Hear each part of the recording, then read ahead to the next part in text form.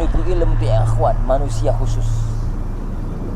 Kata beliau, idza katabta, apabila kamu itu nulis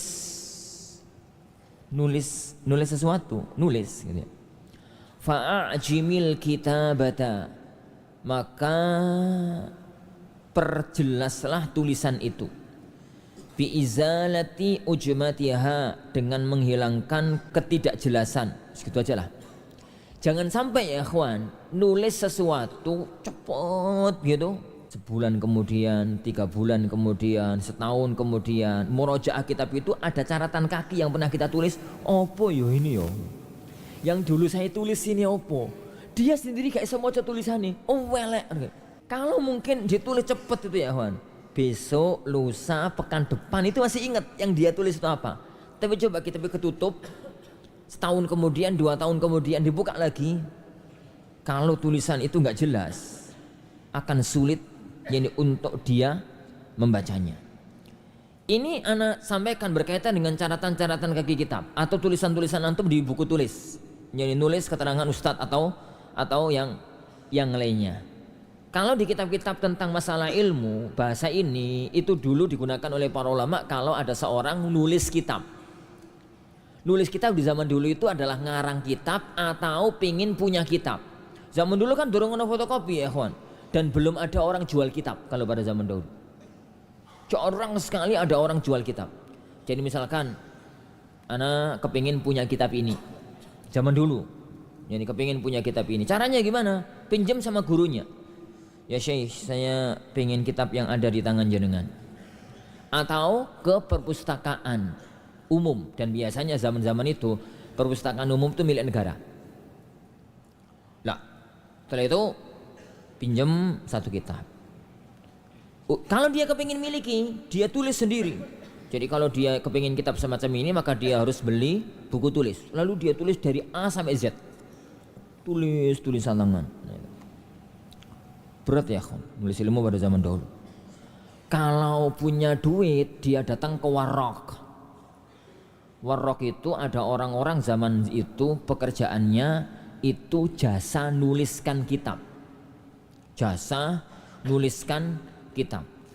Jadi ya uangnya ya nggak pinter ya Juan, ya nggak ngerti apa-apa, tapi bisa nulis. Wes pokoknya apa tadi ijamul kitabah, apa gitu, mana ijamul kitabah itu apa yang nggak jelas. Wes pokoknya tulis gitu aja. Maka kadang-kadang dalam yani entum kalau nelaah kitab itu kan kadang-kadang antara satu kitab dengan kitab yang lain kadang-kadang beda. Antara satu tahqiq dengan tahqiq yang lain kadang-kadang beda. Itu perbedaan penulis. Perbedaan penulis itu kan kadang-kadang ya ono ngantuk, ono laline, ya ono apa. Ada penulis warok itu yang jeli gitu, apapun ditulis. Ada yang ngantuan, jadi lewat 1 baris, kadang-kadang buka itu lewat 2 baris, 2 lembar, dan macam-macam. Kadang-kadang juga salah baca, kadang-kadang juga salah apa, akhirnya gak karu-karuan. Itu kalau pada zaman, yani pada zaman dahulu. Syekh Rabi pernah cerita, Rabi bin Hadi al-Madkhali, di muqaddimah kitab, di muqaddimah tahqiq beliau terhadap kitab At-Tawassul, yani apa itu kitab Syekhul Islam itu? Fit Tawassul wal Wasilah judulnya itu. Kalimat pertamanya lupa. Yani Fit Tawassul wal Wasilah, tentang masalah tawassul. Kata beliau, saya itu menelaah kitabnya Ibnu Taimiyah tentang masalah tawassul. Tatkala tengah-tengah saya membaca kitab, tiba-tiba saya terkejut dengan satu kata. Warrahbatu ilallahi wa rasulihi. Penuh harap, penuh takut terhadap Allah dan Rasulnya.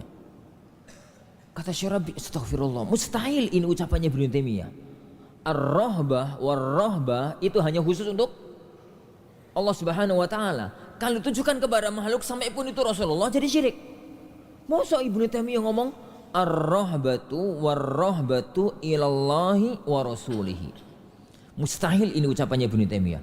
Akhirnya beliau beli tahqiq kitab itu, cetakan yang lain, tahqiq orang lain, beli beberapa nushah, 5-6 nushah, semua tulisannya itu ar-rahbatu war-rahbatu ilallahi wa rasulih. Beliau tetap mengatakan mustahil ucapannya Ibnu Taimiyah. Akhirnya beliau lah mulai mencari manuskrip. Apa itu manuskrip ya, Ikhwan?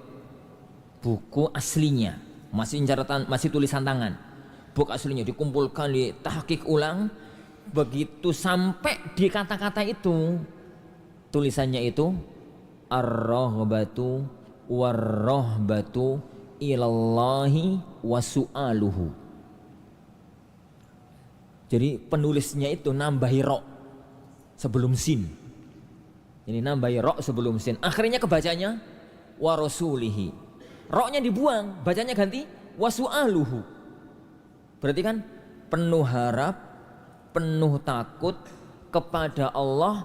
Begitu juga dengan mohon hanya kepada Allah. Tepat, nggak ada masalah sama sekali. Itu dulu ya kawan. Itu dulu.